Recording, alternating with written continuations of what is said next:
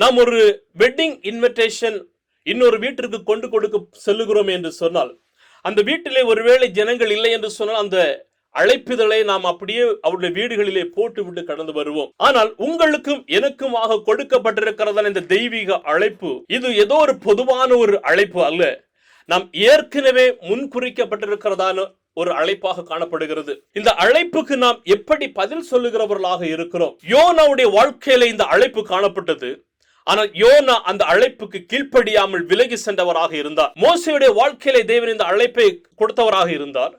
மோசே அதை தயங்கி இறுதியிலே அந்த அழைப்பை பெற்று தேவனுடைய சித்தத்திற்கு என்று சொல்லி தன்னை ஒப்பு கொடுத்தார். ஆனால் ஆபிரகாமுடைய வாழ்க்கையிலே இந்த அழைப்பை தேவன் கொடுத்ததான மாத்திரத்திலே தனக்கு உண்டான எல்லாவற்றையுமே விட்டு தேவனுக்கு கீழ்ப்படுகிறதற்கு ஆயத்தமுள்ளதான ஒரு மனிதனாக காணப்பட்டார். இந்த அழைப்பு ஒரு விலையேற பெற்றதான ஒரு அழைப்பு. இந்த அழைப்புக்கு நாம் எப்படி செவி சாய்க்கிறவர்களாக இருக்கிறோம்?